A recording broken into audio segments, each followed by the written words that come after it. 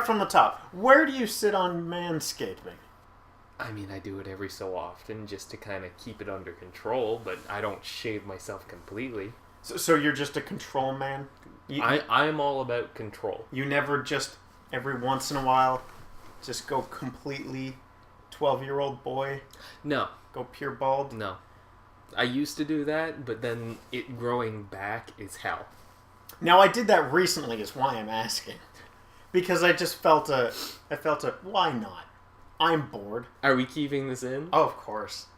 Okay, well, first, I think we should say, hey, welcome to the Power Moose Podcast. I'm Duncan. I'm Colin.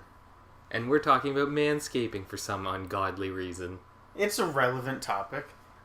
Okay, so what I've learned through the grapevine, not as common as I thought. Most people don't care. Yeah. There's just this, thing ingrained from society that everyone's got to do it. And then... Everyone's got to do it. Everyone's got to do it, Duncan.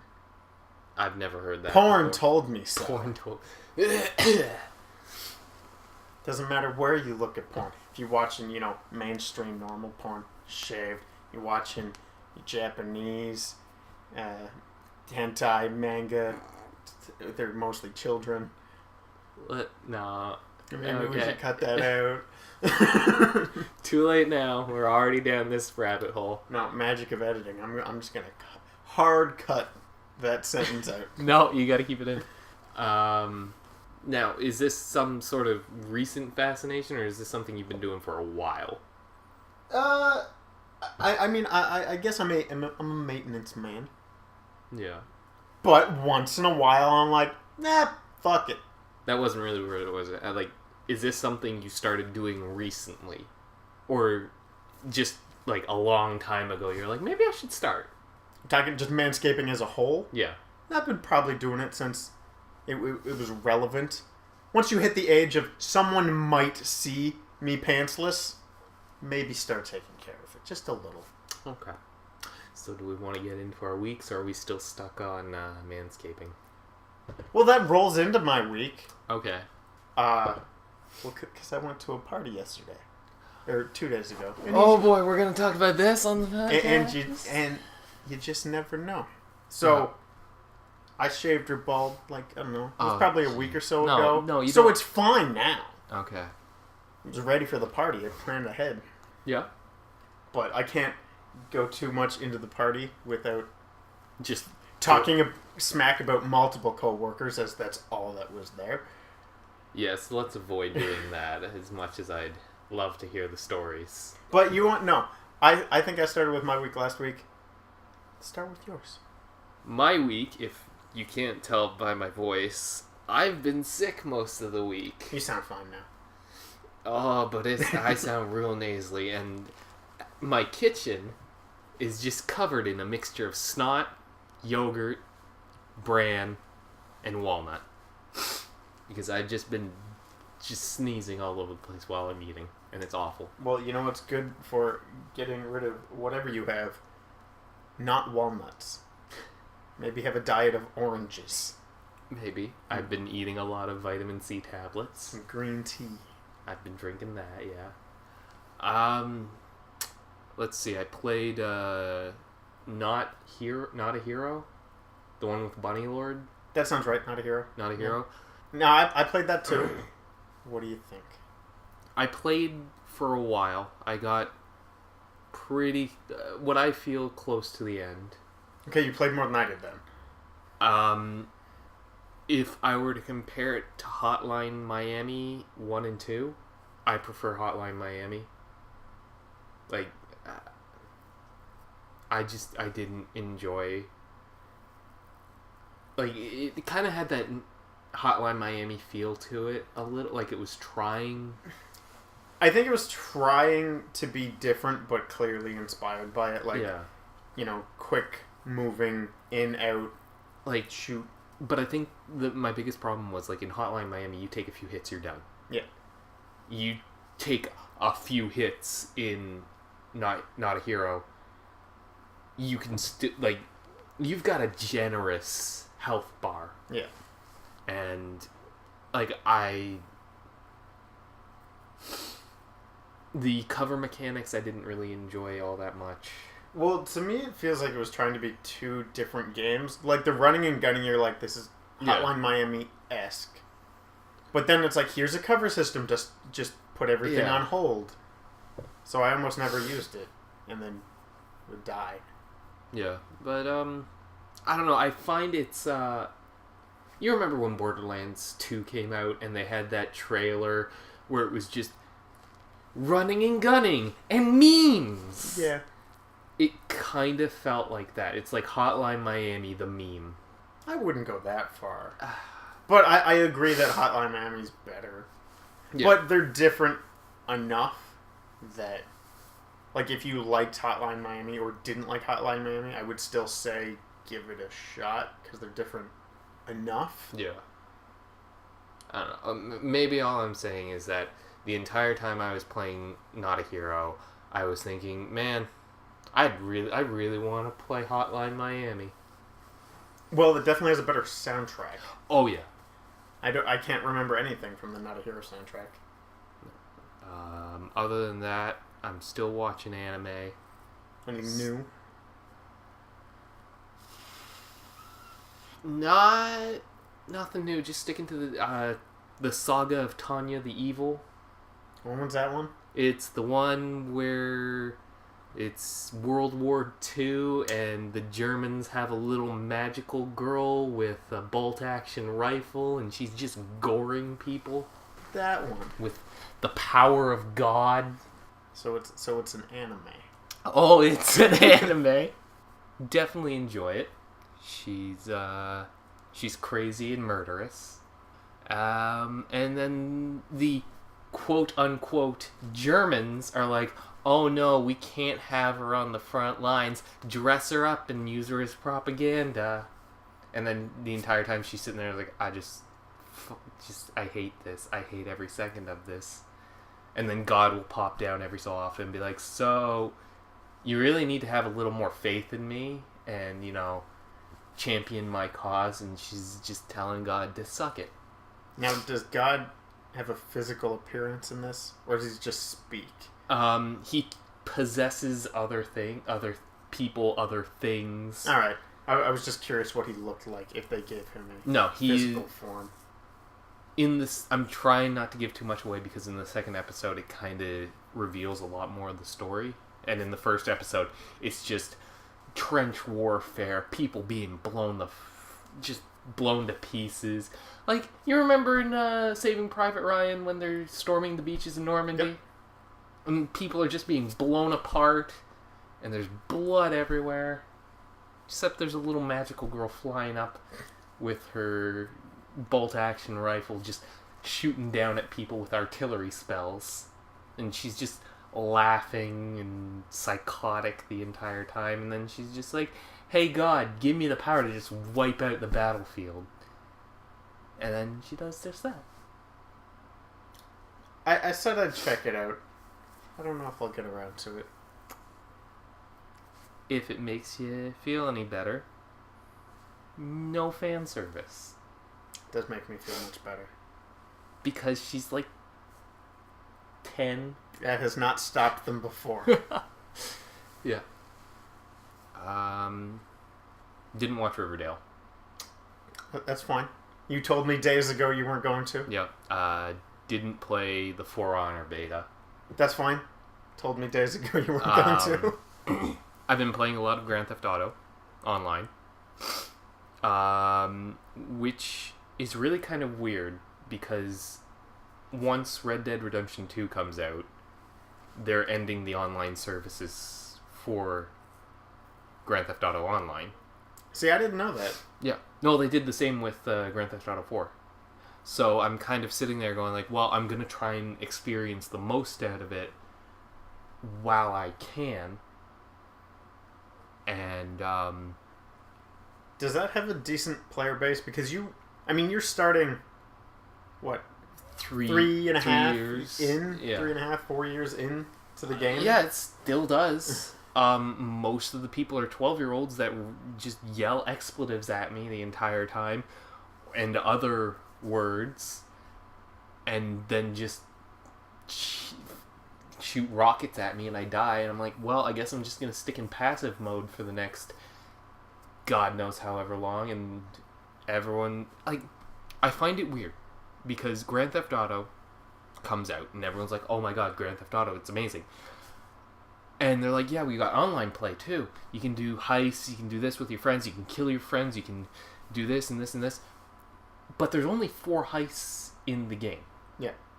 There's a bank heist, there's a lab heist, there's a heist to get a guy out of a prison, and then there's like a heist to rob a bigger bank. And thinking about it, if any other game launched with just, say, like, MMO, if any MMO launched with, say, 4 dungeons. That's 4 too many for me. We've been over this. Okay. Well, for me, like, 4 dungeons, like, that's nothing. Like, I don't know how many dungeons WoW has right now, but that's not your endgame content. Your endgame content is dungeons in on a harder mode or raids. Yeah, but I think Grand Theft Auto would get a pass because, I mean, it's primarily a well-polished single-player game with this multiplayer tagged on. Part of me is wondering if... Because, I mean, if another game came out with such little content, it would be critically panned. I think it helps that the base game is one of the most well-received games in recent years. I'll give it that. The base game of Grand Theft Auto and the golf is amazing. I love the golf game in Grand Theft Auto. But I just find there's nothing to do on the online multiplayer unless you have a crew or playing with people you know, and playing with randoms. Good luck, really.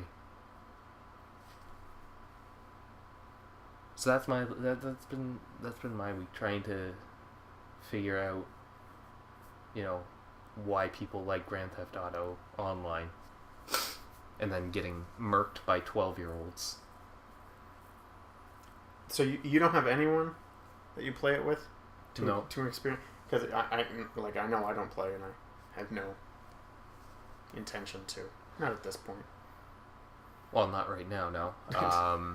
I mean, I've played with some people who were nice enough to send me friend requests, but you know me. I'm not going to accept friends. That. Friends! Whoa! I don't know. There was one moment last night where I was joining a motorcycle crew, and for some reason everyone left, and the president of the motorcycle crew was just about to leave, but he was being under attack. So I came in, I helped him out. The guy who was attacking him was charging at me with his vehicle, so I just brought out my AK-47, proceeded to shoot at him as his car was flying at me. He killed him. The car stopped right in front of me. I was like, yeah! I finally got my first kill on a player. And then he respawned back in, shot me with a rocket. And I was like, well, that's fun. So I spent the rest of my time playing, running away from him, and at one point, I was stuck behind a corner, so I threw down like a remote mine somewhere in this group of parked cars, and then I threw another one in a plain, like, someplace where you could be like, oh, you're an idiot, you're just gonna leave it there? Of course I'm going to see that. So he immediately started to go over to the parked cars where my bomb was. And then, just as I see him walking over there, just the image of Kira from JoJo pops into my head, and it's just like, I just mutter under my breath, Killer Queen. And everything explodes. His body goes rocketing into the store, and I run away like a little, with my tail behind my legs. And the moral of the story is he came back and killed you with a rocket again. No, I got away. So how was your week? Well, I'm still doing most of the same. Still playing Kingdom Hearts. Have you gotten to a point in that where you're just like, I've had enough? Nope, still like it. It helps that Kingdom Hearts has always, once you beat the first world, goes, here's how many worlds there are. So you always know how much of the game's left. Yeah. So I'm on the last world. I might do cleanup. I don't know. I haven't talked about it on here. And you and I haven't talked about it that much. But I like trophies. Yes, you do. A lot. Oh, no. I just like seeing that number go up. Oh, it makes me feel so good. I remember that petition thing you made where you're like... No, that I didn't make that. You didn't make that? No, I was talking to someone who, in retaliation to how dumb it is to like trophies, made that petition. To get trophies on... PSN trophies on the Nintendo Switch. Yep. Only reason I'd buy one. But no, I like them a lot. But like, I'm not crazy about getting them. Like, I've seen some trophies that are just ridiculous. That I'm, like, that's just a waste of time. I'm not going to do it. But get as many trophies as you can. Well, I like to get 100%, but if that requires, say the base game, say getting every trophy in the game takes, we'll say 30 hours. Yeah. And then this one trophy will take another 30 on top of that? No. That's not worth it. Well, what was it? There were some trophies that are absolutely insane. Oh yeah, no, there's some out there that are ridiculous. I know Mortal Kombat had some pretty ridiculous ones. The most ridiculous one that I've seen firsthand was Rocket League has one that if you're playing the game a lot, you'd hit it eventually. But it's like drive 500 kilometers. Which, the arenas aren't that big, and someone worked it out online that if you were to just ignore playing the match and just drove around in a circle, you'd have to do that for like 100 matches. Like I'm not doing that. Jeez. Those are just bad trophies. But I don't know. Like I like getting them. I don't consider it a chore. As long as they're fun to get. Like, I know there might be one in Kingdom Hearts that I might need to get. It's a little unclear if it actually is something I have to do to get 100% in the game or not. But it's reach max affection with all your little Pokemon things called Dream Eaters. Uh-huh. And I'm 30 hours into the game, and I haven't reached max affection with one. And there's like, 60 or 70 different ones. So that would be hundreds of extra hours, unless there's some cheat or some easy way to do it that I just don't know about 30 hours into the game. So you've been hard focusing one of them? Yeah, basically the very first one. When I saw that it was a trophy, I just kept one, the first guy I ever got with me the entire game. And he's still not at max. Have you tried petting him? That's all I do. Every time I play. When I start playing, pet him 3 times. When I stop playing, pet him another 3 times. Do you pet him in between battles? Nah. I don't want to break up the actual game too much. Other than that, I played Not a Hero. We talked about that. It's alright. It was free. Yeah, it's free. Now, I did play the For Honor beta. Okay. And now, I know a lot of people are excited for it. And visually, yeah, it looks good. It's got a neat concept, I guess. But I know you feel similarly to me, that you looked at it and just went, nah, not for me. Pretty much. And that's how I felt, but where it's a free beta, I was like, well, I'll try it. Yeah, might as well try it. Give it something to do. And it basically just kind of reaffirmed those beliefs that, no, it's not for me.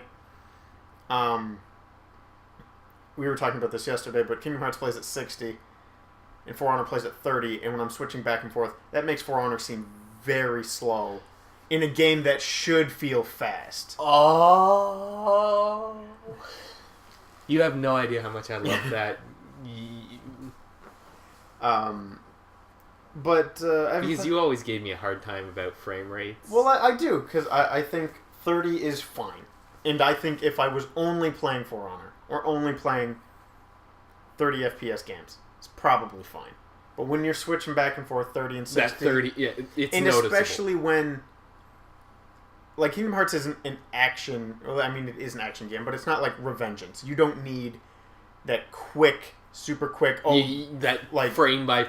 Frame perfect dodging. There's none of that. Like, I don't even think you can block mid-combo in Kingdom Hearts. It's not that type of action game, so you don't really need 60 FPS.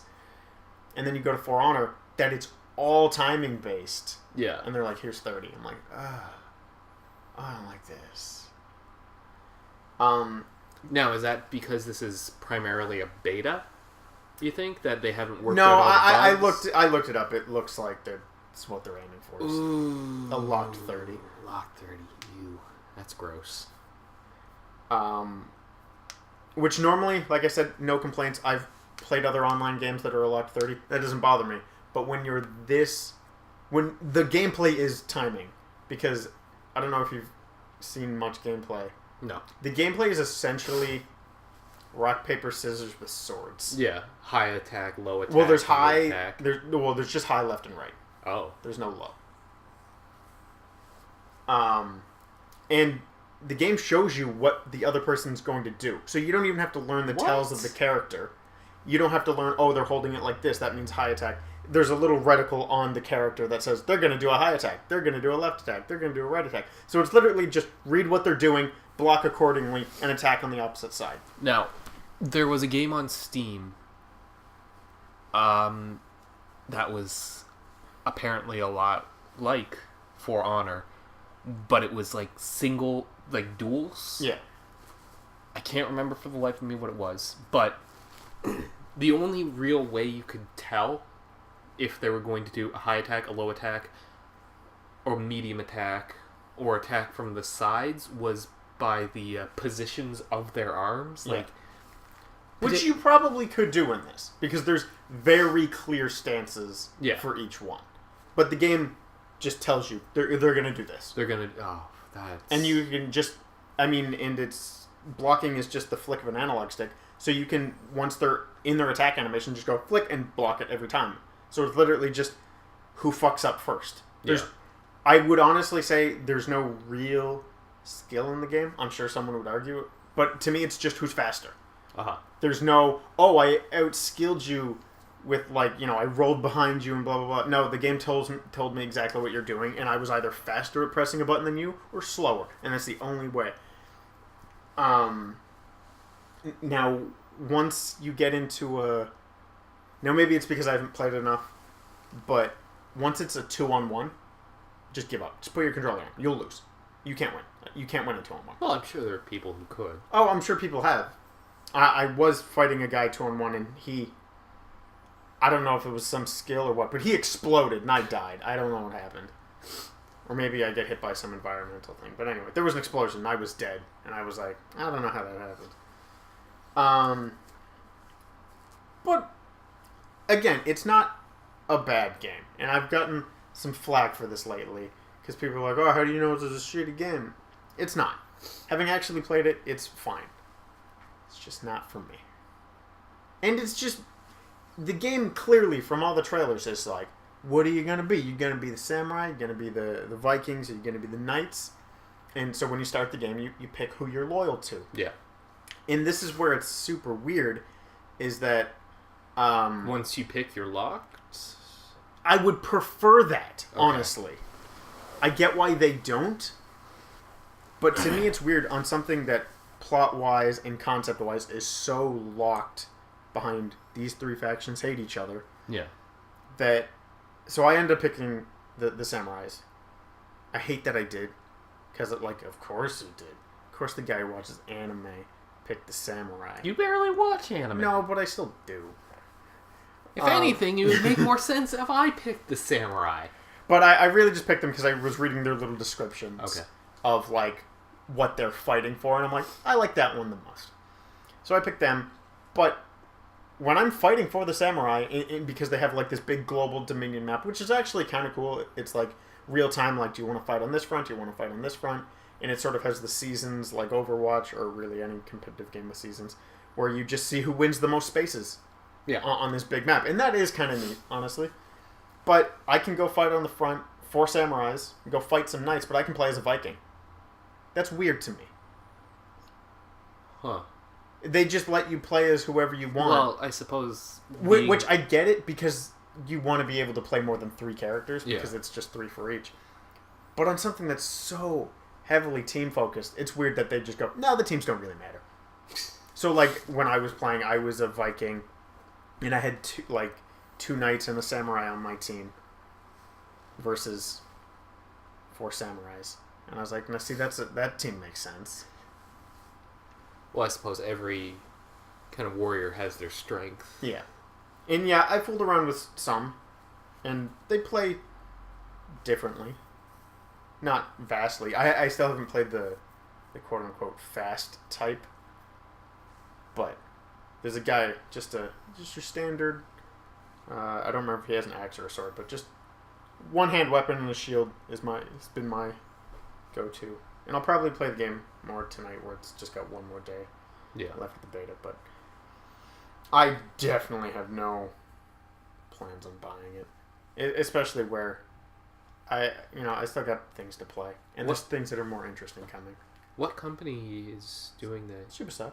Oh no. Okay. Yeah, no, I like anyone else.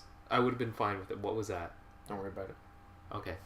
Anything else I would have been fine with, and I probably. But now that I know it's Ubisoft, I don't know if I like.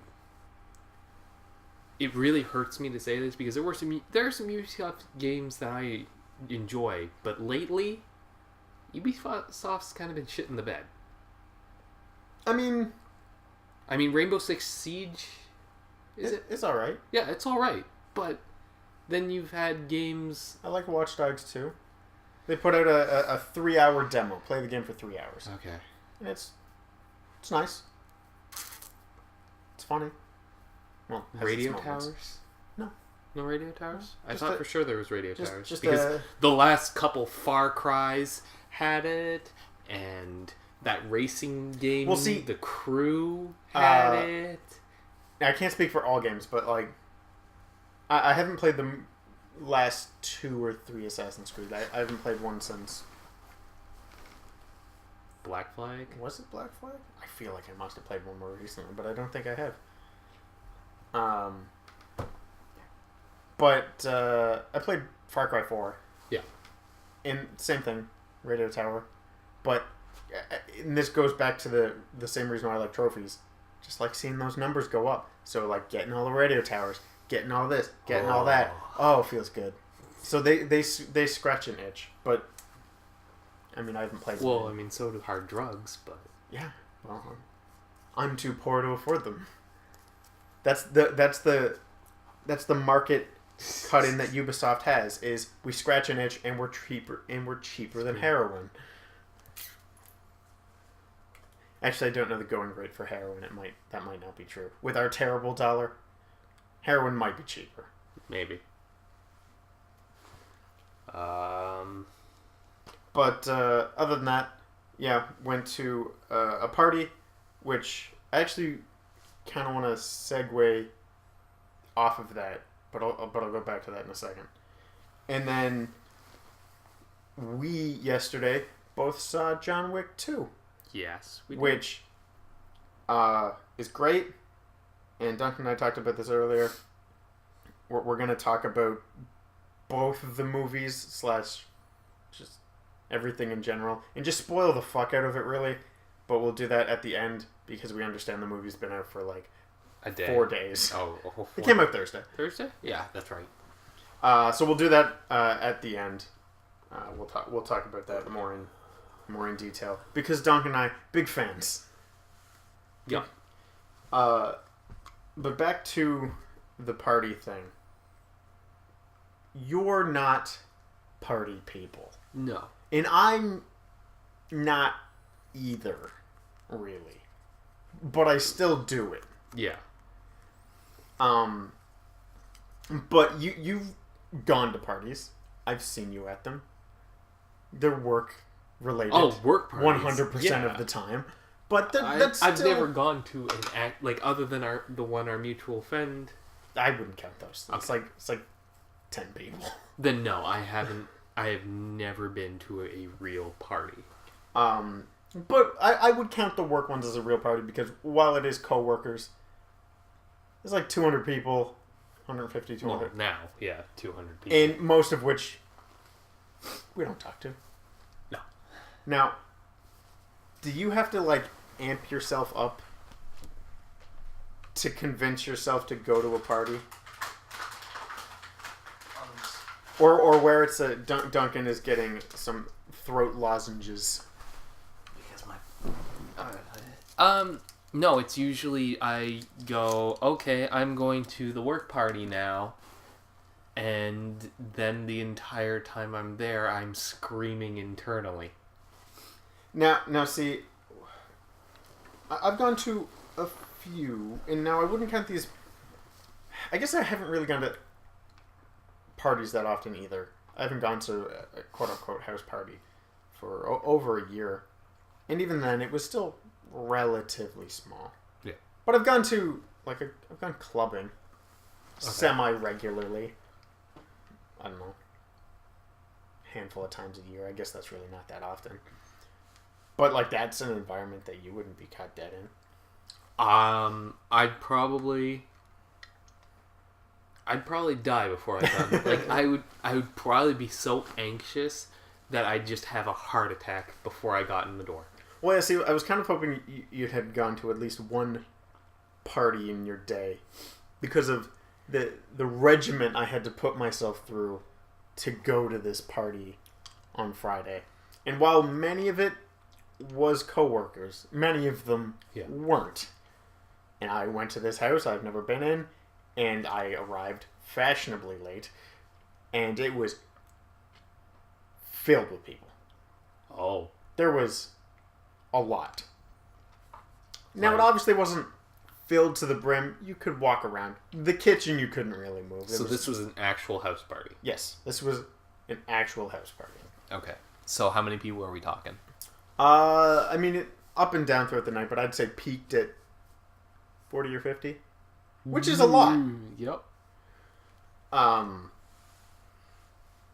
But I don't...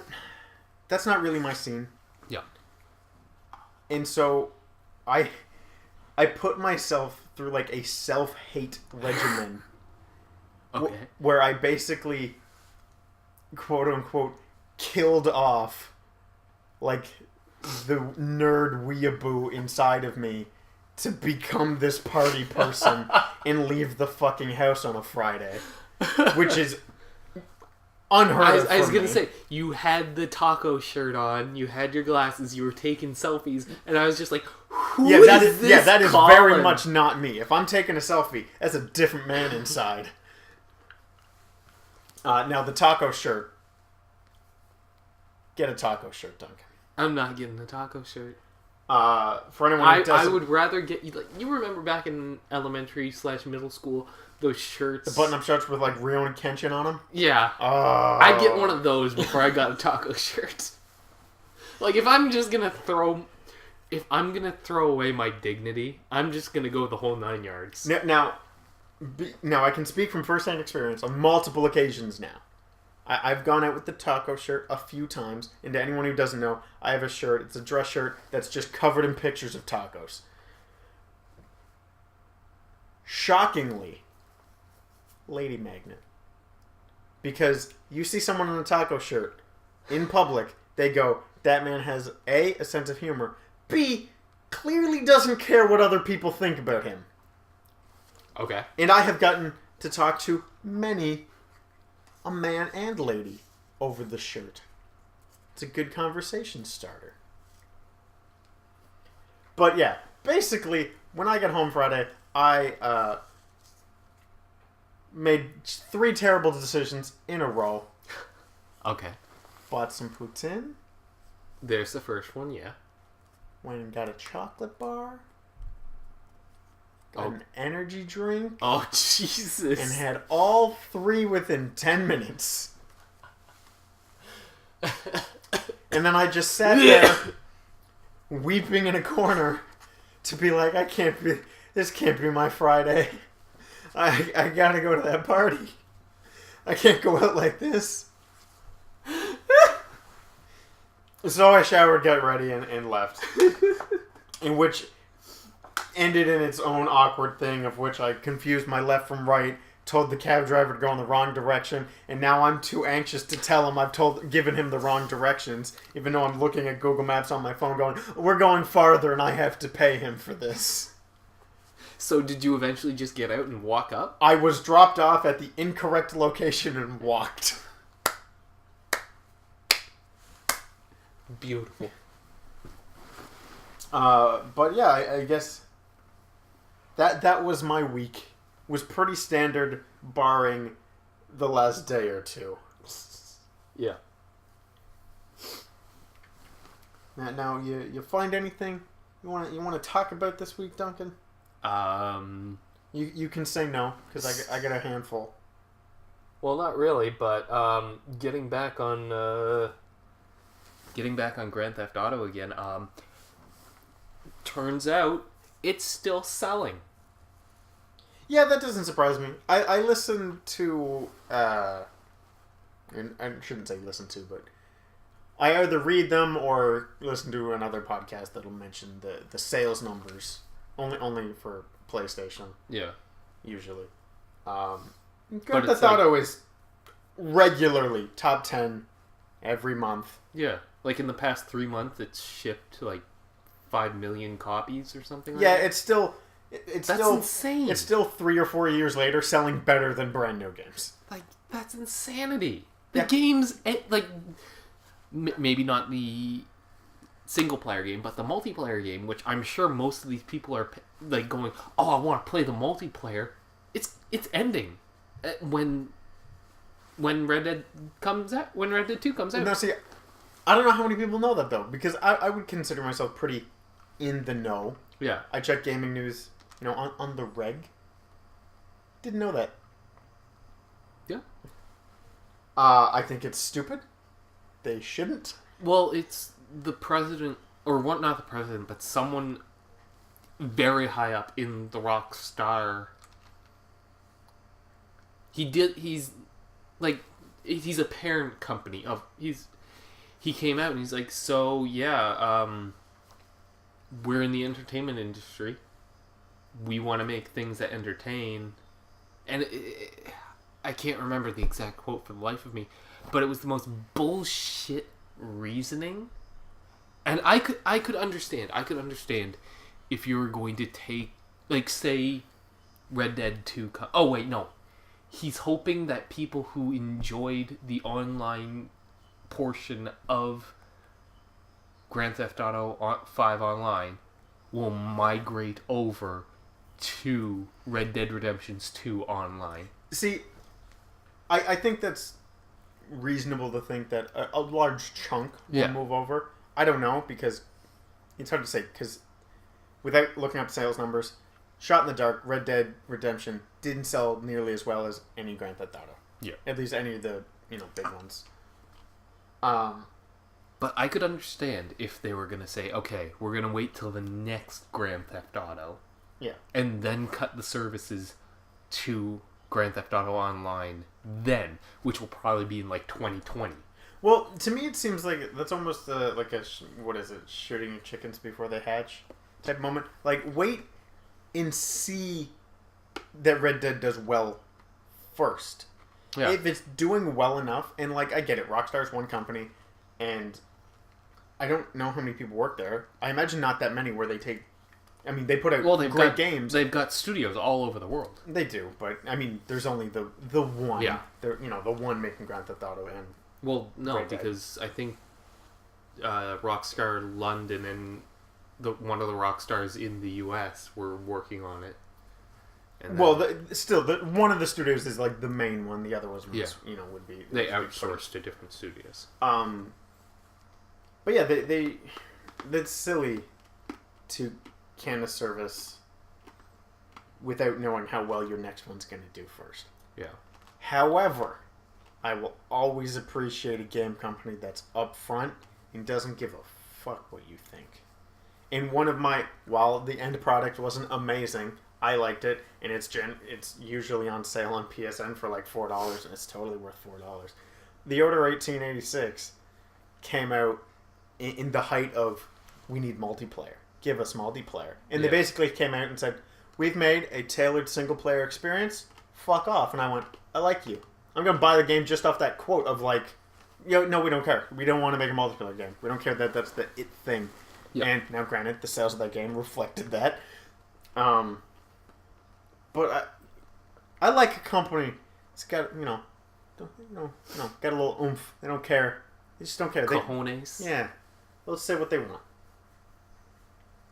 It's good business. So that's baffled me kind of for a while.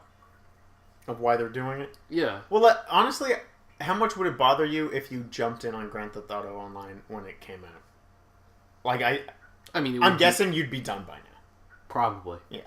I mean, I probably would have been done a long time ago. But where I'm just picking it up now.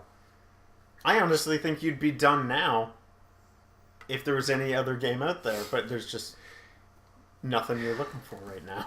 Pretty much. Like, I'm waiting for Mass Effect Andromeda, which I'm still... Oh, you'll get it. I know I'll get it, but every so often they'll drop news and, like, they're getting rid of the Paragon Renegade morality system and they want to focus on shades of gray kind of nuances. I mean, that's fine. That didn't shut off, did it? I swear to God. No, I'm just touching it to make sure.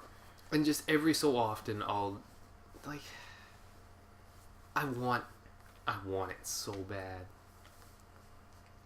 But I'm scared. I'm scared to be hurt. Well, I guess we'll use that to go into, like, is that your number one on the horizon game that you're looking forward to? That and Persona 5, yeah. No, I think I am gonna probably get Persona. Never played one before, but... Well... I always like me a good JRPG. And it's definitely styling. Those UIs. And it comes out at a decent time for me, that there's nothing else I really care about around that time. Unless I'm still playing an older game. Like, for me, the next game I'm probably going to buy is Horizon Zero Dawn. But, like, I love the concept, and I think it's super cool. But as we get closer, I don't care as much. Like, I'll play it. I'll like it. It's an open world game. I'll see those numbers go up. Get the watchtowers. Because I know the game has them. Oh, Jesus. Well, the watchtowers are, big old electro brontosauruses. Yeah. So I'm like, that's different at least. So I know I'll like it, but I'm not like, I need this. I don't know if I have anything like that on the horizon. Where, like, some people with Mass Effect are definitely like that, or some people with Persona are definitely like that.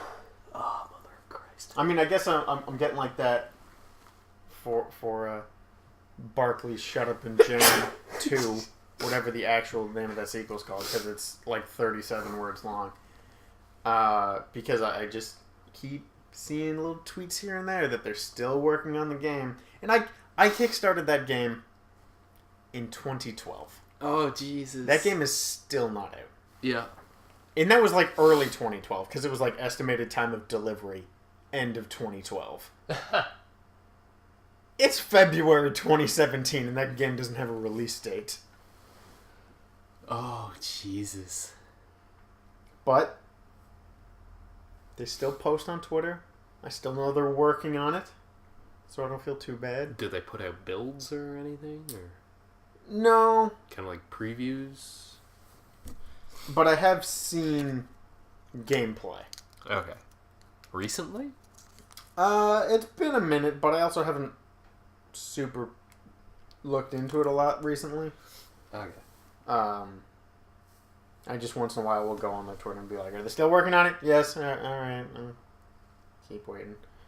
I don't know if I'll care about whenever it comes out at this point. Yeah. I haven't kickstarted a lot of things. I've kickstarted one thing, and it was supposed to come out. It was supposed to be distributed January. But I think 2 months before January, they're like, "Yeah, what's the term? We're having problems figuring out shipping, the logistics the logistics of just how many we have to ship out is insane, and we're probably going to start in June, and then hopefully like the first round of I don't know how many they'll try and get to in January, and then it might not be till June, July until I get what I backed. I guess when you back something, it just all comes down to do you trust them to eventually get it to you? Well, I mean, they already sent me like a few things already. There was a wall scroll, a few pins, a metal thing that I could just cut someone to death with. 'Cause I think Barkley 2 is the only game I've kickstarted that I know of. Yeah. I know there's been a few that I think, like, I look at it and go, oh, that's neat. And, like, I'll see it at work, and then I forget to send the link to myself or whatever, and I just never end up funding it. I've funded a handful of books, but they're all from, like, famous YouTuber who I'm like, okay, yeah, he'll obviously get it out. Or there's a guy who does webcomics. He's like, I'm just going to print them and ship them. And I'm like, that's pretty doable. Here's money. Yeah. Give me book. So I've done a few of those. You don't really hear it often anymore. Do you think people are still heavily relying on Kickstarter and other crowdfunding? Yeah, it's still around. Well, like the biggest one lately is Banner Saga 3. Okay. Which was weird because Banner Saga 2 wasn't crowdfunded at all. But that game suffered from, like, no one knew it was out. So not that many people bought it. Yeah. It was received real well, but like when... No, I played the first one. I liked it quite a bit. And I heard, yeah, Banner Saga 2. I knew it was coming. And I don't even think I clued in it was out until I heard that the third one's on Kickstarter. I was like, oh, I probably should have bought it. Beautiful. But yeah, you don't... I'm sure there are still tons of them.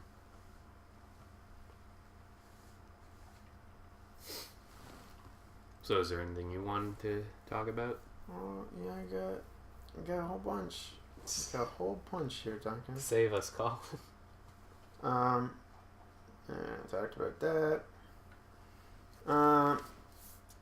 So we both have like little notepads. I got one on my phone. You have a physical one that you wrote down, and I've seen yours. Yours is much better put together than mine. Really? Yeah. Well, because you actually write down more than a bullet point. Okay. I write down a bullet point and days later go, what the hell was I talking about? Because one of my bullet points here is just jack-off habits. And I know I had a funny story to go with that. I don't remember that anymore. Unless you do anything particularly interesting. I'm not going into my private, to what I do in private. People don't need to know that. You stick in the mud. Duncan, we opened the podcast with manscaping. It's not that far of a leap at this point. Let me have my dignity, Colin. For the love of God, it's all I have. But yeah, I don't remember why I wrote that down.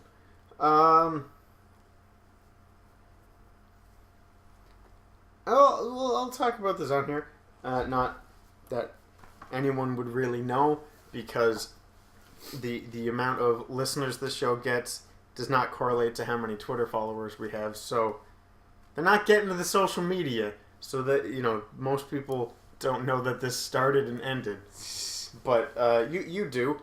I had a show that failed instantly. To be fair, you didn't even try, though. I thought I was good enough to not have to prepare. Well, that was your first mistake.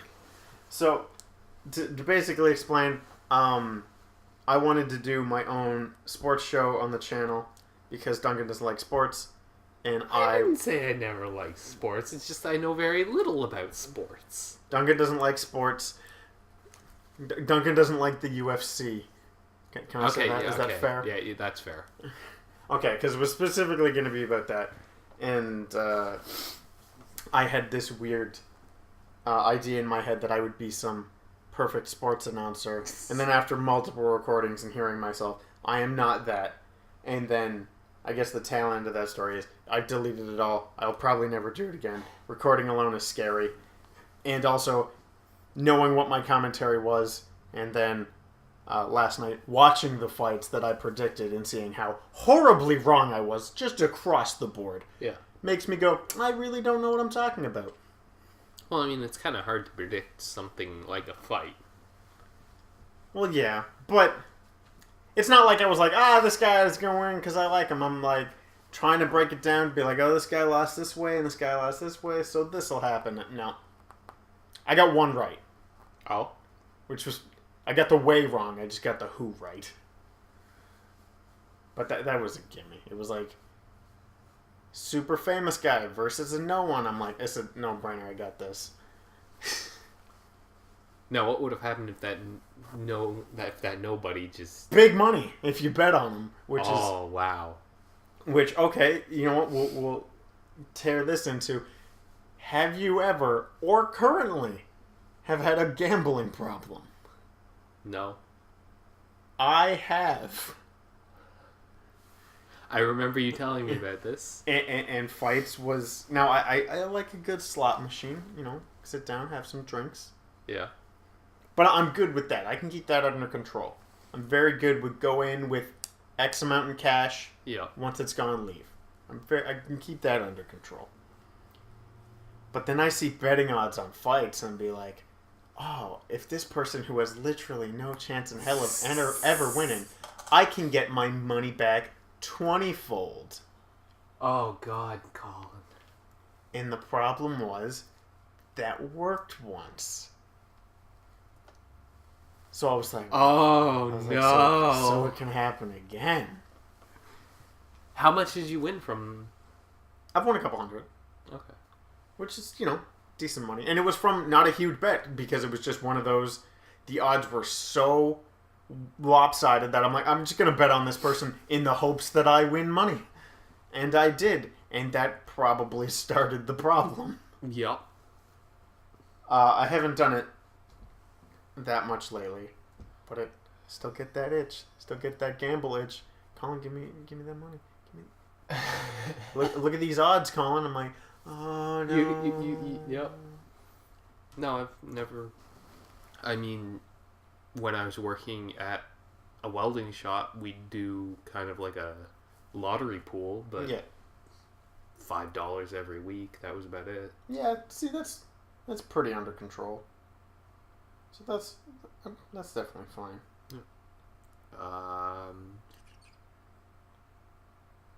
So you saw this before I did, but World of Warcraft movie, a sequel. Mm-hmm.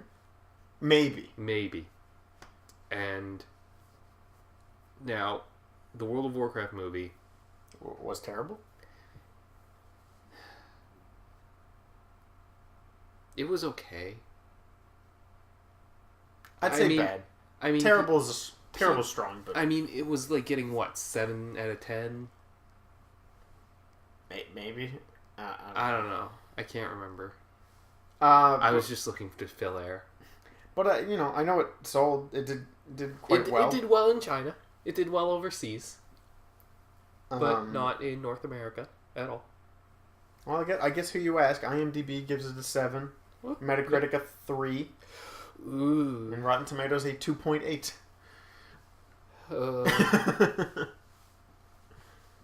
One of them is lying.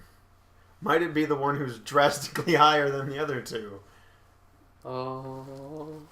Okay. Yeah, I don't know. I guess it's fine. I might see it again, because it's fun to watch, I guess. Yeah, it was fun to watch. But from a lore standpoint, that was an unmitigated disaster. Well, as someone who doesn't know the lore, it was still a disaster. Okay. From my opinion of the movie... I mean, they blue-balled fucking Grom Hellscream the entire time. He's sitting there, he's about to kill that kid, and then they're like, no, Blackhand's gonna do it. And I'm sitting there, I was like, you're a fucking puss. My entire opinion of the movie was basically, if you understood the lore, you realized how badly they fucked it up. And if you didn't know the lore, you realized World of Warcraft is stupid. Or I should say Warcraft. Excuse me. But, so I actually did mention this to you the other day, and now you said you didn't want to talk about it, but I did, no. So too bad. But I put a nicer spin on it. This is... Okay. I think we can talk about this. Okay. 'Tis the season, Duncan. For... Tuesday is Valentine's Day. Oh. So, I want to talk about the feeling that's in the air. Hate. Yeah. Because I think that is the underplayed side of Valentine's Day. Everyone knows the love side, but I think there's probably just as much hate and despair, a feeling we're much more in tune with. Well, I mean, it's much like that. There was an old comedy special where it was this comedian comes out and he's just like, yeah, the reason why they put Valentine's Day in the middle of the fucking dead months was just so we could see some color when we slash our wrists. Something like that. That's not the joke entirely, but I can't do jokes credit. I'm not a funny person. So I'll touch on the other side of it just briefly. To my knowledge about you, and I know about myself, I wouldn't say we're the love romantic Valentine's Day target audience. No. But what I wanted to talk about hate, and this isn't really relating to Valentine's Day. This was just a way to talk about hate. Oh boy. This isn't going to get as political as you might think. Okay, I'll steal myself anyway. I want to talk about why we hate people, and try to dance around this and not say names. Hate's a strong word. It is. And I don't think I should have to clarify, but yes, there are people in my life where hate is not a strong word. It is 100% the appropriate word to use for these people. And then there's people I just strongly dislike, which is when I say hate, who I'm generally talking about. They're an annoyance. Yeah. But why? Well... So without naming names, because you know who I'm talking about. Yeah. I talk about this person, I don't know, daily. Fairly regularly, yeah. Even earlier today. Yeah.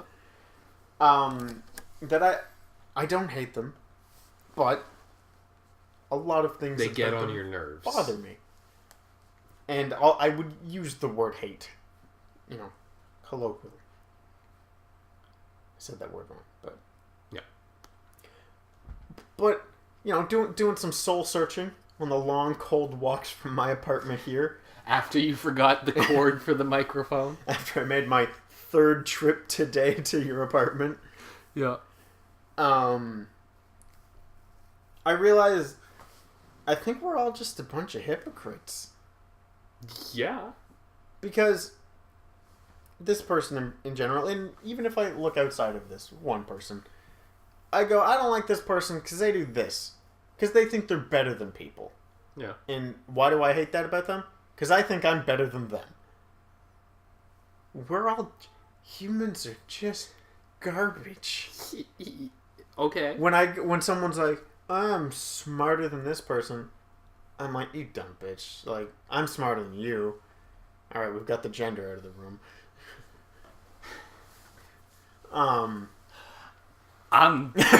You can have this. I'm not good. Like, no, there's gotta I'm not falling on my own sword. Nah, that's fine. They'll never listen. They already forget the name. Okay. But no, there's got to be someone. I guess this is less about hate and more about admitting to yourself that you're a piece of garbage. Yeah. Because I know multiple things, barring like things. Nah, I can't explain them because that gets a little too specific. But yeah, it's just when people do things, you're like, I don't like that they did that because I'm better than them, and blah blah blah. There's got to be people that you don't like that if you take a step back for a second, you go, we're really kind of the same as this person I hate, in quotes, and myself. No. Now, Duncan, put me out in the diving board on this one.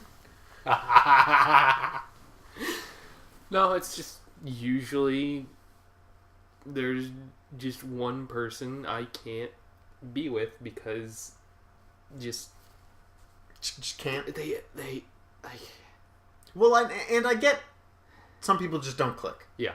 That happens. I know nice people mean well. I just don't want to hang out with them.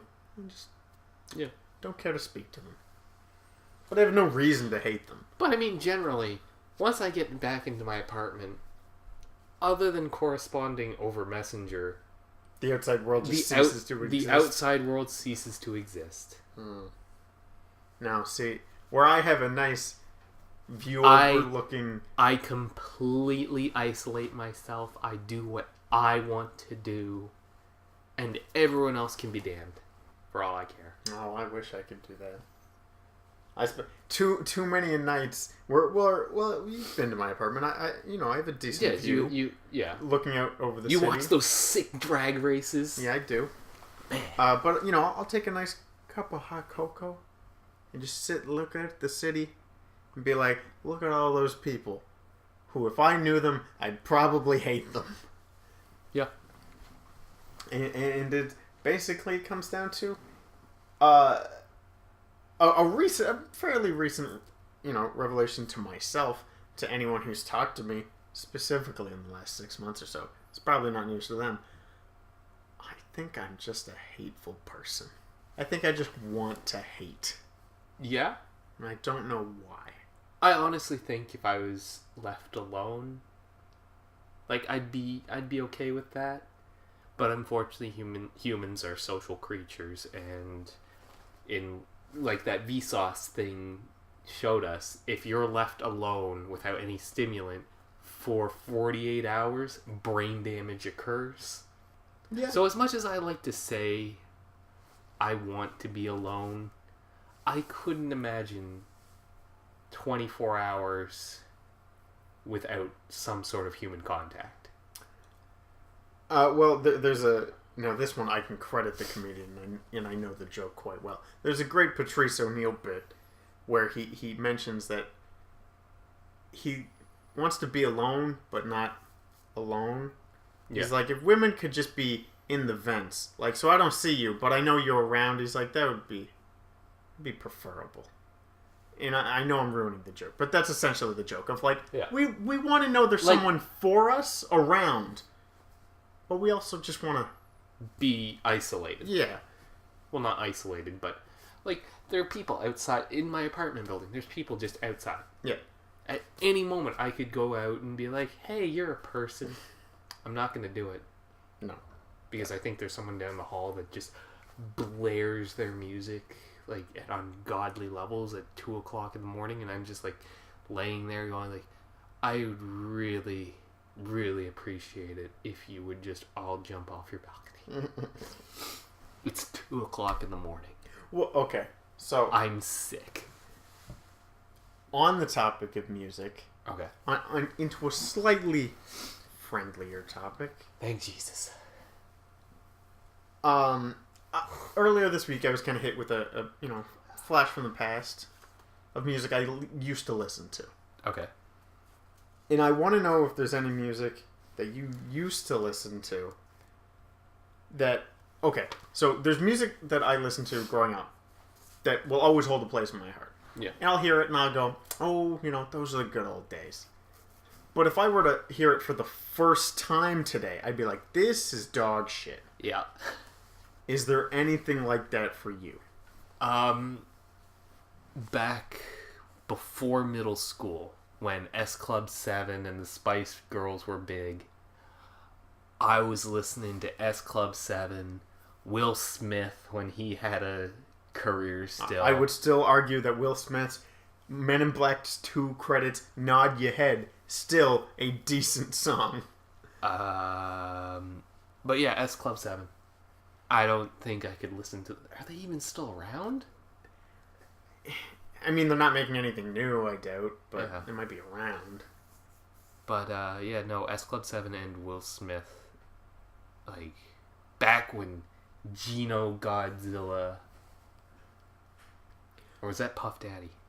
Back when he was called Puff Daddy and not whatever P. Diddy, P. Lion. I don't know. When we're talking about things in your past, this is when it becomes increasingly apparent that there is an age difference between you and I. And while not significant in our adult lives, when we go back to when you're a kid, I was an infant, not listening to music. Or a fetus. Yeah, or not born. You very well could have been listening to music of your own choice before I was born. So I guess I'll also lead into, and I'll kind of backtrack to me after this. When did you start transitioning into your current music tastes? Or did you ever have any phases along the way? Because it's quite a jump from S Club 7 to, like... I really hate that I can't remember the name of this band right now. Amon Amarth? Yeah, that's the one. Oh, yeah.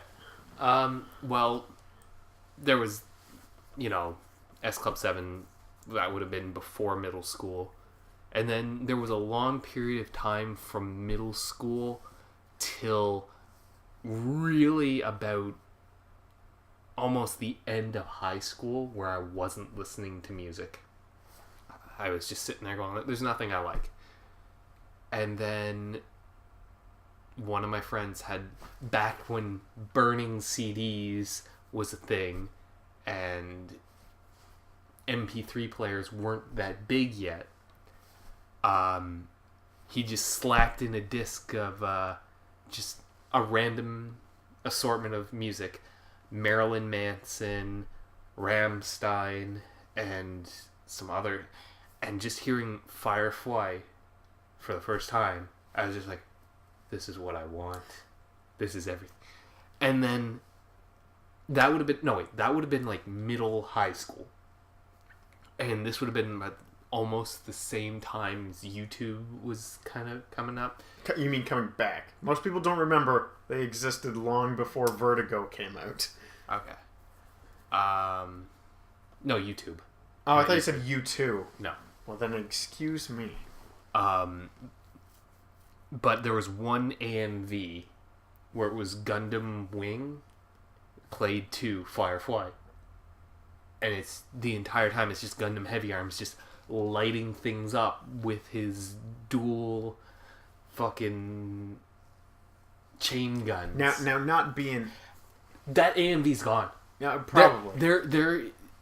There is a part of our history on YouTube of old AMVs that are just gone. I think everyone in the and that's upsetting to me. I think everyone in the 13 to like 17 age when YouTube started, AMVs were for everybody. Yeah. But no, there was middle high school. There was Rammstein, and then after high school, I really got into Amon Amarth, Children of Bottom. there's a whole whack of CDs up there. Yeah. Nightwish. Some bands that can't remember. So you went in pretty deep. Oh yeah. Pretty quickly. Yeah. I mean, from mainstream music to... Well, it's because I had a bunch of friends who all listened to metal. And... Metal. Quotes. I mean... I will fight you right here. Now, some songs, sure. But yeah. I think... I do think, like, Marilyn Manson... at least the bands you list, Marilyn Manson and Rammstein... are definitely a step between mainstream and Amon Amarth in other metal bands. They're definitely not on the same level. Oh, yeah. Like, I think there's a Skeletal Witch CD up there. I saw them once, and I don't think I've heard from them since. But then again, But then, something weird happened. So, listening to metal for years, and then, at the same time, I was also getting back into anime. Yeah. So I started listening to a lot of J-pop. So how many AMVs have you made yourself? 0, right. I'm proud to say. Good. I have never made an AMV. I haven't either. Thought about it real hard. Well, it's just what music would you play, and what would you play it with? You can't figure out that mesh. I mean, Firefly and Gundam Wing... is already done. That was the pinnacle. You can't go higher than that. Excuse you. I think every Linkin Park and Naruto AMV is the pinnacle of AMVs.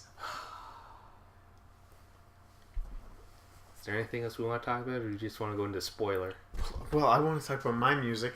Okay. Oh, sorry, I forgot. I just looked at the time and was like, man, I really want to get you out of here. Yeah, I guess I do keep forgetting that I left and came back. Yeah. I'm still like, it's only 1:30. It is not 1:30.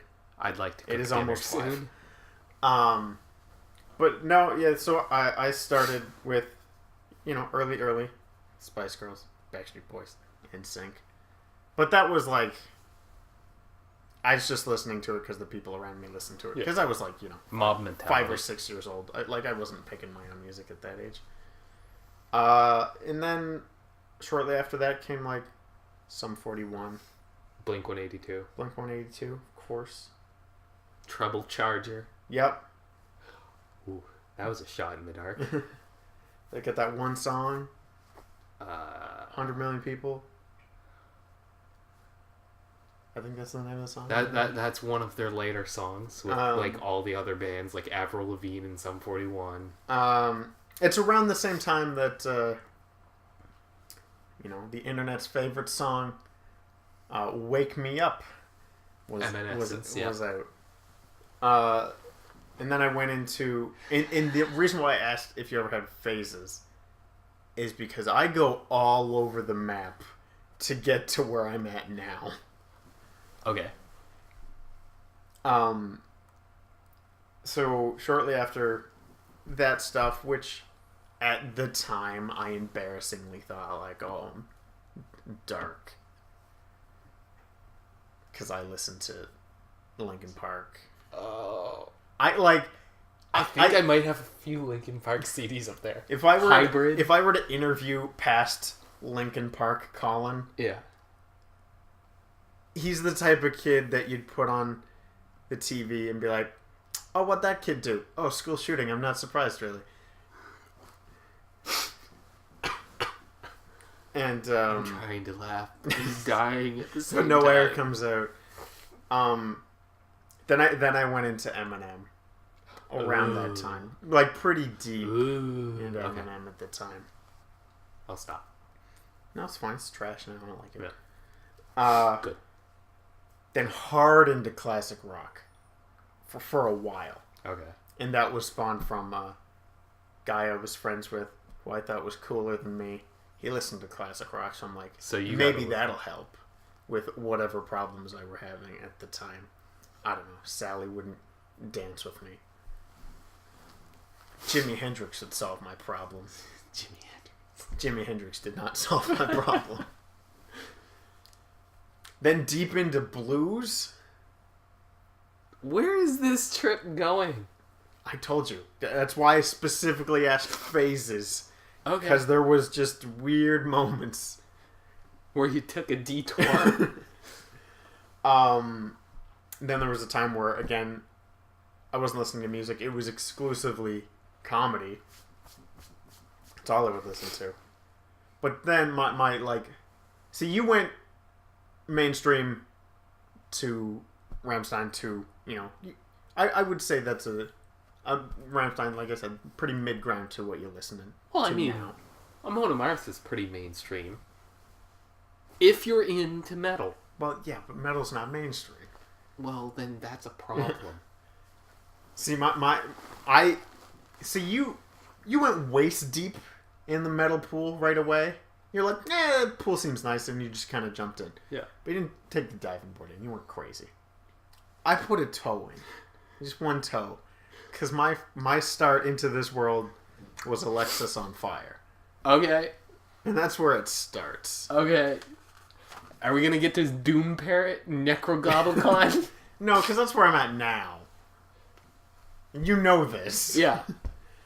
Because I kind of gently grabbed both arms and like, come with me, and pulled you under. Well, no, because I had a round trip of what I would consider garbage metal for a while. Yeah. So I had your Alexis on Fire, the unfortunate Mudvayne, if you remember them. Oh, no. They had that song called Happy. They looked like Good Charlotte. Now, they didn't sing like them, but looked like Good Charlotte. I don't remember these guys at all. Well, that's a plus. So then All That Remains for a while. Yeah. I was pretty big on them. And then that's around the time when I met you and other people at school. Yeah. That were just like, let me show you the way. Come to the halls of valor. In that basic... Well, because we have pretty similar music tastes. You won't openly admit you listen to pop music. Like I will. I have no shame in saying, yeah, I got Lady Gaga on my phone. Okay. There was a month, being January, when I found out that Ariana Grande... That's her name, right? Mm-hmm. Where she was in a Final Fantasy game, and the entire month, every day, there were days where I just listened to one of her songs, which was Touch It. Just over and over and over. And by the end of the day, I would sit there going, what is wrong with my life? Now, I know the listeners can't see this, but just Google Mudvayne Happy, and there you go. Yeah, that was me. That was me once. Did I ever tell you about my hot fashion? I used to... So now I'm still partly big on this. Despite the fact that you and I dress similarly in that it's pretty much exclusively graphic tees. Graphic tees and jeans, yep. But I will always prefer a shirt, a long sleeve shirt with the sleeves rolled up to a t-shirt. I don't know why. It's just how I can't roll it up. It just feels weird. What I used to do. Now I'll describe this, but I'll give you a visual too. Okay. Is I would roll one down. I would have one sleeve unrolled, one sleeve rolled. In the unrolled sleeve, I'd have a black leather spiked bracelet. Yeah. I thought that was pretty hip. I mean... That didn't... I can't really fault you for the black spiked bracelet, because there was a time in high school where my friend and I were going to metal concerts up in this little town called Sussex. And we were making our own chokers that just had... He had one that had like a 4-inch spike coming out of it. No, see, the difference is that's acceptable. There was a girl there at one of the shows in the mosh pit. One of her shoulders was just covered in spikes. She got launched back into my chest, and just the bruises and just subtle bleeding. No, see, it's not the fashion that's the problem. It's the why. You doing that to go to a metal show, totally fine. I'd make fun of you now if you did it, but I get it. We're young, dumb, whatever. You were still going to a metal concert. If Amon Amarth came to hell, I did this to get Sally to dance with me. You know what doesn't work? That. Did Sally... Oh, okay. I was gonna ask if Sally actually did, but in my ailed mentality right now... Did you just clue in that Sally, not a real person? Pretty much. No, I thought she was a real person, but you were just using the word Sally, or the name Sally, to kind of mask the person's true identity. There was no actual person I was referring to. Just, you know, well, you know how I imagine you were roughly the same at, 13, 14. You didn't really care what person gave you affection. Just looking for it in general. No, not really. For me, it was Sally. She didn't exist. It wasn't until after high school that I actively... Oh, God bless you. But during high school, it was more or less, leave me alone. I'm gonna stay in the art room. Oh, no. Middle school, high school was 7 years of me just trying to please as many women as possible, failing at every turn. And now, looking back, I would have openly mocked myself. Fairly. I was a piece of garbage. I wish I was one of those don't touch me people. But, yeah, we'll end on that for now. John Wick? Do a little John Wick, but we'll get the plugs out first. Because if anyone hasn't seen it, they're going to leave. We need that social media presence. So, Duncan, your Twitter. I'm not. I already linked it in the video, so you can't stop. I'm not saying it. All right. Well, Duncan's will be linked in the description. To be fair, I don't even know what my own Twitter is. That's fair. I don't know what it is either. At Append Gray. That sounds right. I don't know. I always link it in the description anyway. I don't know. Maybe. Might have to delete it now. But I'm at Metal Gear Whale. But more importantly, follow the show at I think it's Power Moose Pod. Tweet us anything, or you can send us questions, comments, and concerns at powermoosepodcast@gmail.com. It'd be nice to know what people think, at least, just so we can know what we're doing wrong. I would openly accept hate at this point. I'll take criticism. Anything. No, hate. Constructive criticism. Hate. I'll take hate. God damn it, Colin. I mean, I would like glowing reviews. I'll take constructive criticism. But I'll take hate. Like, I'd prefer constructive criticism over anything. If anything, that's what we need. I mean, our setup is my thing that holds my tax documents and my wicker basket for my dirty clothes. And then we've got your decades-old laptops. Decade singular. Okay. Okay, it's 7 years old. We need to get a better setup. Or we need to at least get subjects that people actually care about listening to. Oh, that won't happen. Okay. But we'll try. We'll try. We can't promise we'll try, but we'll try to try. So yeah, Duncan is, look in the description. It's probably a pen gray. Metal Gear Whale, Power Moose Pod, Power Moose Podcast, or my Tumblr, which is the thing I use the most. But I've been doing a good job at tweeting semi-regularly for once in my life. I will not. Yeah, so if you ever see the podcast tweeting out, it will almost certainly be me. But I will talk to myself in the third person because I will just pretend that it is an editor or someone who looks after our social media. So I will say, Colin's doing this, Duncan's doing this. It's all me. But with that, happy evening at this 5 p.m. on a Sunday, despite the fact that you guys won't get this episode for, I don't know, 12 hours.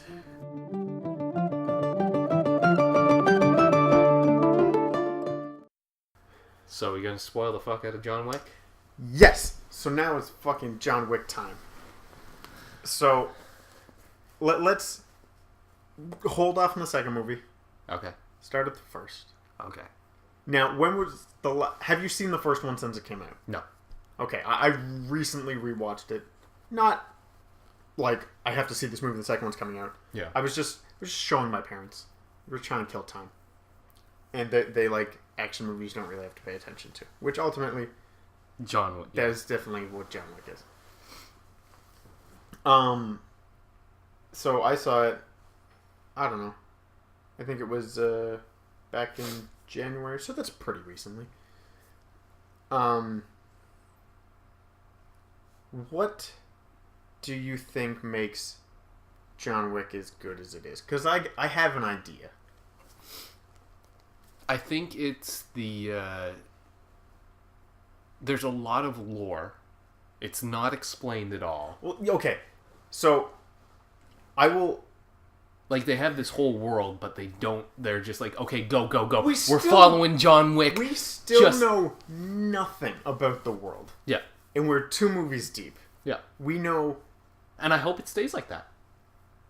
Well, we'll see what the next movie is. Which, I mean, I guess this is a spoiler anyway. There's clearly going to be a third one. Yeah. Which, again, I hope that's the last. Because it's clearly... First one was a very personal story. Yeah. The second one was John Wick versus New York. Well, I guess it turns into that, but it starts off in Italy. My favorite line... Okay. I forgot we're still on number 1. Yeah, we're jumping all over the place anyway. And the third one's clearly... John Wick versus the world. Yeah, and that'll be great. But what were you going to say about your favorite line? Because I've got... My favorite line was in the second movie when the head of the Continental Rome comes up to him and is like, are you here to kill the Pope? And he's like, no. Okay, so now my favorite line very early in that movie, and I think my favorite line out of both of the movies, is by an actor who I like a lot, who, God bless him, didn't recognize him at all. He's one of those actors who has played many races and somehow gets away with it. Yeah. He was the Russian boss from the very start. Okay. When he's telling this guy, like... Just more of what we've heard in the first movie of John Wick is not the guy you want. And how it's been watered down. And how that is the best line. John Wick's legend has been watered down. If anything, these stories have been nothing but watered down. That is the greatest line of all time. Yeah. Because you're just sitting there going, these watered down stories are already, he's the greatest ever. Like, how much... And then you just, like... He kills a lot of people in the second one. Yeah, I didn't keep track, but I'm sure someone online did already. The body count must have at least... I'm gonna... Well, keep ranting. I'm gonna look that up. I don't really have much of a rant. Well, Christ. Okay, which did you prefer, the first or the second one? I prefer the first one. Because it seems like... In the first one, it seems like there is a goal. Yeah. He really wants to kill Theon Greyjoy. I can't remember the actor's name. I can't remember the name of the kid he plays in that movie. But I really enjoyed the first one a lot more because just anytime anyone brought up John Wick, everyone was like, oh, Jesus, we're done. And in John Wick 2... Like, it just felt like he was lashing out for the sake of lashing out. I get it. His home was destroyed. His, like, everything he held dear was kind of destroyed. Those pictures of his dead wife, her bracelet. And then at the end, it's just like, well, you had a shitty run. We're excommunicating you from the League of Assassins. You have an hour to get as far away from New York as you can. Good luck. So just while you're saying that, this infographic, a little hard to read, but it looks like about 120 people killed in this movie. That's a big number. I was going to say, the first one was like 76 people, wasn't it? Yeah. Yeah. So his kill count has gone up drastically. Yeah, I will say, the second one, I think, is a funner movie to watch. Oh, yeah. But it is now, as much as in the theater we were both giddy little schoolboys of like, oh shit, it's John Wick. Yeah. The highlight of the oh shit, it's John Wick was clearly kind of spent in the first movie. Because we got it. He came back. He is now John Wick again. Yeah. The pencil kills. That was fantastic. That was amazing. Actually seeing him kill people with pencils was fucking great. See, I think the first movie is a better movie as a whole because the plot starts and finishes. Yeah. You could very well have not had John Wick 2 because John Wick 2 is guy shows up and here's the sequel. Yeah. But he doesn't show up at the end of the first movie or anything, so the first movie could totally stand alone. But I will say, other than the plot of this is one guy's redemption story, if this is the return of the boogeyman, I think everything in John Wick 2 is better. And it's weird to say that, where I still think it's the worst of the two. And even saying the worst of the two sounds strong, because it's just, I prefer the first one. Yeah. I mean, the gunfights were, at some points, it felt kind of drawn out. Well, the big one in the museum. Rome. Oh, Rome. I felt that took a little too long. Because that one was when he pulled out an AR-15 and a shotgun. It was just, it wasn't stylish at that point. So it wasn't as fun to watch. It's just I watch him gun down. Yeah, he had his equipment. He was all set to go. And he just got out in quotation marks. But it wasn't until the later ones where it's like you have 7 bullets. Go. And you know what? I don't know if you did the same thing. You counted those shots. And now, luckily, you didn't have to, because immediately he acknowledges that I'm out of bullets. Yeah, and then immediately procurement on site. But back to what I was gonna say of what I think makes these movies so great, and there's a really good. What's the video series called? Every Frame of Painting. Yeah. Did one on Jackie Chan. The action comedy. Now, I wouldn't categorize John Wick as an action comedy. No. There's really funny moments. But it's primarily action. Yeah. And it's... They follow the Jackie Chan formula. Yeah. In that... Like, people are getting hit. People are getting hit. They're not cutting around the action. But the other thing that makes John Wick so great is he, despite the legend of the boogeyman, he gets the shit kicked out of him constantly. Oh yeah, no, he's not perfect. That's just it. When the legend of Baba Yaga was established, he was much younger. Yeah, like John Wick now is an older man. Well, yeah, I think, and with age comes like he's not as fast as he used to be. I mean, you can see. He's not instantaneously getting the headshots off all the time. He's having to shoot them in the leg, get them down, then plug them in the head. He's clearly, I know my gun's on them, shoot, and then I'll go for the head. Yeah. But I don't know, as much as I like these movies and I like the over-the-top action, I don't know if I'd like a prequel when he's untouchable. Because I like that he gets beat up. I like that he's not perfect. Are there reports that there's going to be a prequel? Nah. Okay. But, you know, when you get 2 successful movies, two highly rated movies, you start looking at, you know, let's do more. Let's do more, yeah. I don't think they could get away with a prequel. Like, I don't think I'd go see it if it's not with Keanu Reeves. If it's the same director, I think I would, because I'd trust that it'd be a good movie. Yeah. But... if they did a prequel, I'd want them to it not be John Wick. Do someone else. There's clearly older gentlemen. But you wouldn't be able to call it John Wick. Nah, but I mean, you do the Harry Potter thing. I mean, Fantastic Beasts was still called, hey, have you seen that new Harry Potter movie? But yeah, I mean, a key element to the plot of the world was introduced in the second movie. Of the 12. Yeah.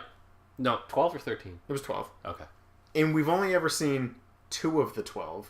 and both of them are dead. Yeah.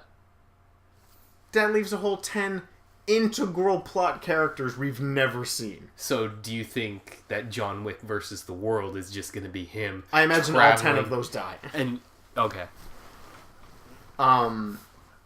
Or would they make another movie where, say, like the first, like John Wick 3, he kills off half of them, and then the next movie after that, he kills off the rest except for one, and then the one after that, he kills the big bad one? No. Or do you think he's going to go many. back and kill Winston in the Continental and be like, damn your rules? I'm John Wick. To actually say a negative, and I'm sure there's an easy way to go around it, but did it bother you? Because there was a really nice shot when the first hit contract went out on him. Yeah. With everyone getting the text message. All the other. Here's his face, here's his name, here's the money. Go get him. Yeah. Did it bother you that at the end of the movie didn't tell you how much he was worth? That bothered me. I think the bounty is still on him, but where he is excommunicado,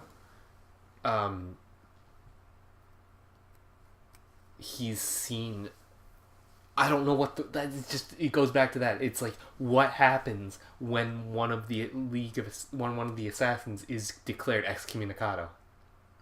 We don't know, because the lore of this movie franchise is completely up in the air.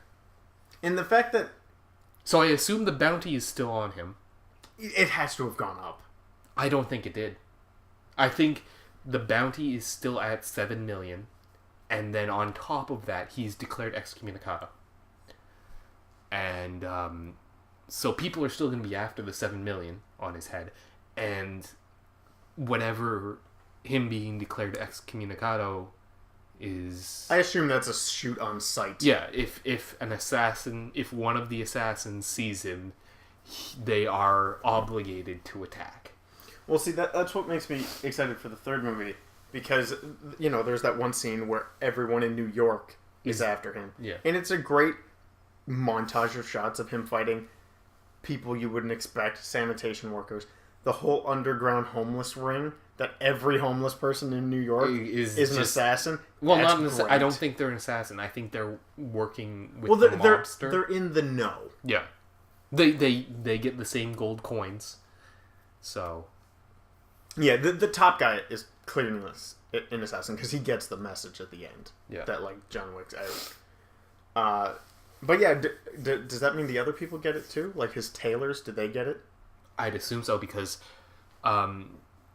Winston had said that once declared excommunicado, you are not able to use any of the facilities or any of the resources. So I assume the tailors, the gunsmiths, any sort of safe haven or any sort of safe transportation, he is not allowed to use. Now, do you think they keep this as a John Wick versus the world, or do you think he meets another assassin who is also excommunicado? This is something I was thinking of last night on the way home. It's like, what if there's just an underground league of excommunicated assassins that are just trying to get by? It's kind of like... What am I trying to say? Like, there was this show on Netflix where it was like, I'm in the CIA, blah, blah, blah. Oh no, I fucked up. And I'm being framed for something. Yeah. And then at the end, it's like, she's she's cut out of the CIA altogether. And then someone from the FBI is like, I want you on my team. I think it's like that. I think we're gonna go into a deeper layer of the underworld. And you know what? I think that's probably what's gonna happen. I think what's going to happen is that back when John Wick 1 was coming out, they did kind of this cross-promotional thing with the Payday franchise, Payday 2, and he is in Payday 2. So I'm thinking that John Wick Chapter 1 and John Wick Chapter 2 both happen after or before him getting with the Payday gang. I don't know if they'll tie it in that significantly. Maybe in some form of Payday DLC they do, but I don't think the movie sees it tie into that. When I was still playing it, I mean, there was some kind of tidbits being like, oh, John Wick's joining us, blah, blah, blah, blah, blah. He just got out of being a hitman, blah, blah, blah, blah. And then I stopped playing it because my old PC didn't die on me, but I needed a new one. Yeah. And then I had to reinstall it. And then when I was like, well, I'll just reinstall Payday 2 and be like, none of my gear is there. But, I think we both hit the nail on the head. That I think with him getting older and him obviously winning against, like we said, 120 plus people just in this one movie alone, I think he can't take on the entire planet. So you figure he's going to die in the third one? I think he dies, but I also think how they sell it is he gets his own little posse together. Yeah. And then that's where you can get the spin-offs of give them their own movies. Yeah. Of how did they get to meet John. As long as it doesn't turn out like the Fast and Furious franchise, because Jesus. Family. It's about family. It's about family. Okay.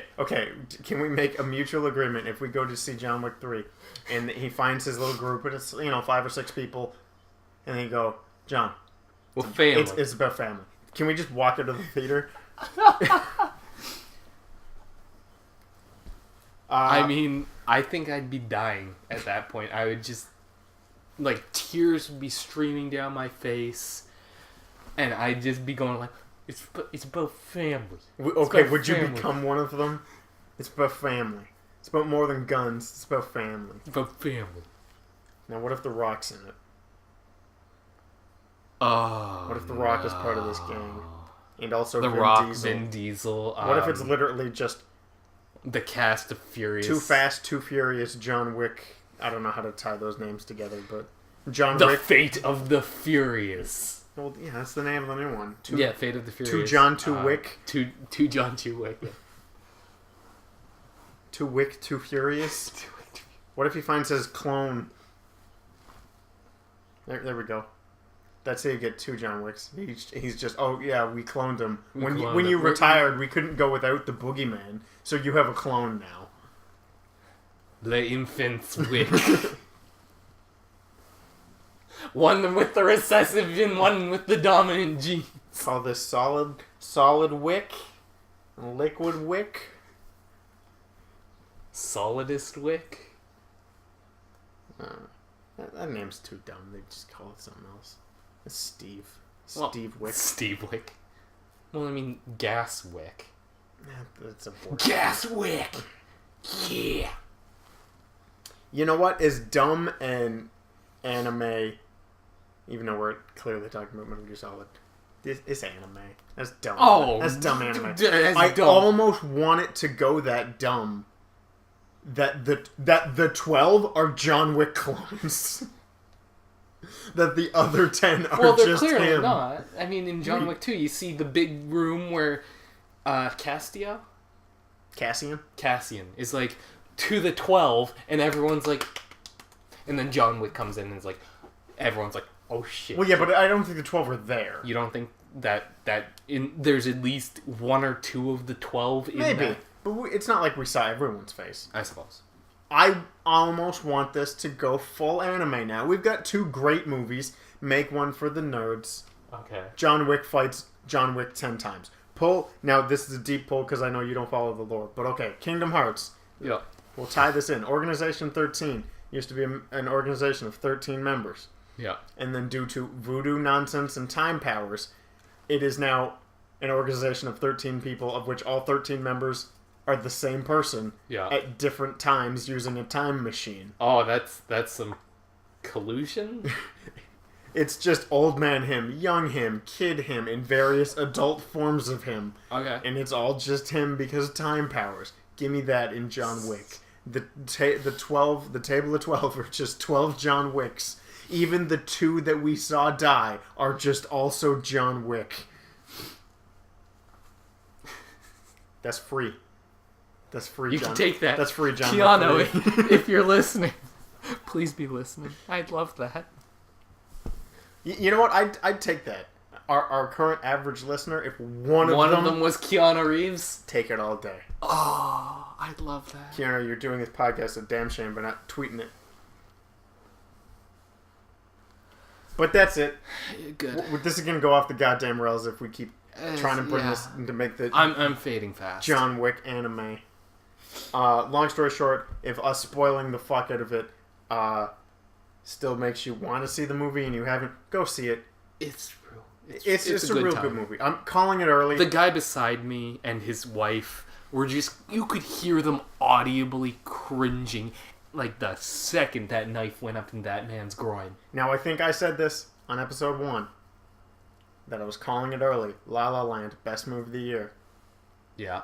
John Wick 2. Could be a runner-up.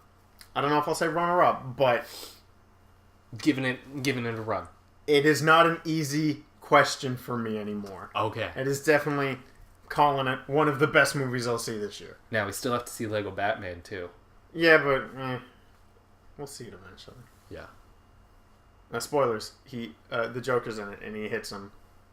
So is Bane. Yeah. I saw Bane. Isn't Clayface in it, too? Probably. Because Bane and Clayface, bam, those are my two favorite. Really? Yeah. I like Bane. See, my favorite villain's a villain I've never even seen before. I just like his design. Hush? No, fuck. No, okay. First of all, I love Hush. Hush is pretty good, yeah. I love Hush. Mr. Bloom is who I was thinking. Oh, Mr. Bloom. Who's just Slender Man. He's just the Slender Man. But I think he looks awesome. Yeah. But I've actually never read any of the comics he's from. I just think he looks neat. Comics Explained, comic historian. No, I just saw the art on some of the Batman Because comics. I'm like, he looks dope. I can't remember who it was now. I don't think it was Comics Explained. I think they've both done the series where Bloom is in, and then I don't know which. It's not Robin anymore. It's this new kid who goes by Duke. I don't know my comics. That's all. That's not canon anymore. Anyway, it doesn't matter. Actually, no. I think it is. No, because that part of New 52 is, I think, when Gordon gets a mech and becomes Batman. Oh, if I recall. I just bunny mech. Yeah, the bunny mech. I love that. I think that is not canon anymore. I think it is. But okay, we're done. Like all good movie reviews, they end with talking about Batman. We're done. Goodbye. I'm sick. I'm gonna go take some drugs.